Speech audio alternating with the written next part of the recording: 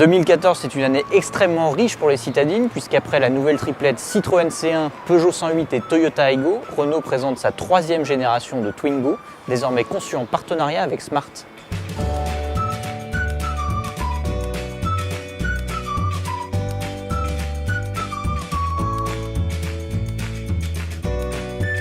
Alors, ce partenariat implique énormément de changements pour la Twingo, qui devient une 5 portes, c'est la première fois, qui dispose maintenant de roues arrière motrices, puisque son moteur est désormais logé sous le plancher du coffre.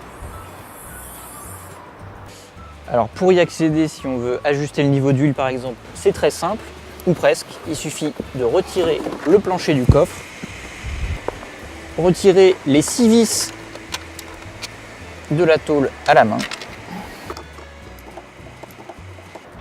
et ensuite retirer la plaque qui peut être assez chaude quand on vient de rouler, donc il faut faire attention.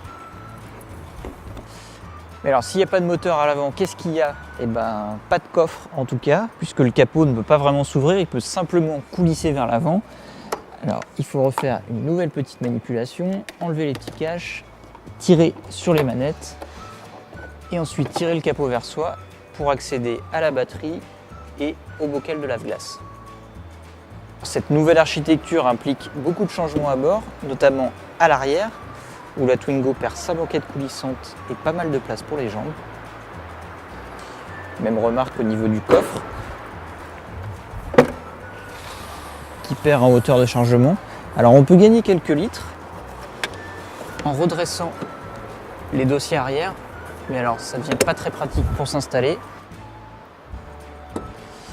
Soit en repliant le dossier passager, et alors dans cette position, on peut charger des objets jusqu'à 2,30 m de long.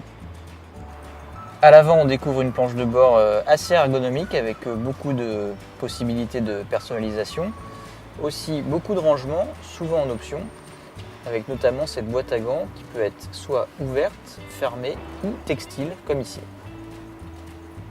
Côté système multimédia, Renault propose soit le système Airlink à écran tactile, bien connu chez Renault, soit une version simplifiée qui fonctionne avec un smartphone et une application dédiée, sur laquelle on peut accéder soit à la musique, soit au téléphone, soit à la navigation, qui permet d'avoir un GPS embarqué.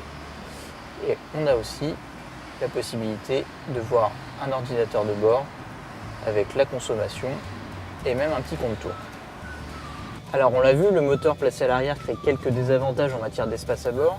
En revanche, il permet de réduire drastiquement le diamètre de braquage, puisque les roues avant peuvent tourner beaucoup plus que sur une voiture classique. En ville, on a l'impression que la voiture peut littéralement tourner sur elle-même, c'est assez bluffant. Et ça, pour la maniabilité, c'est un vrai plus.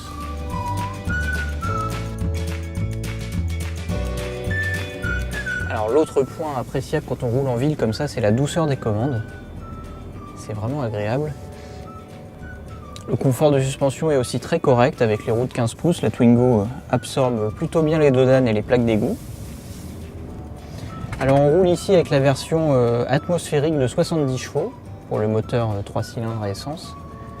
C'est un moteur qui est assez souple en ville. Et ce qui est assez bluffant, c'est qu'il est quasiment impossible de caler avec. On note juste quelques petites vibrations au ralenti et puis un système stop and start optionnel qui est un petit peu brusque au redémarrage. On a un petit à-coup.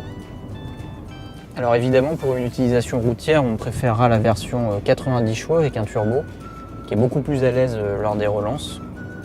Et puis on va terminer avec un petit mot sur la tenue de route, parce que je sais que ça peut intriguer certaines personnes de conduire une petite voiture aussi courte et légère avec des roues arrière motrices. Et sur ce point, rassurez-vous, la Twingo est très stable, notamment grâce à son antidérapage qui agit très très tôt et qui empêche toute glissade du train arrière.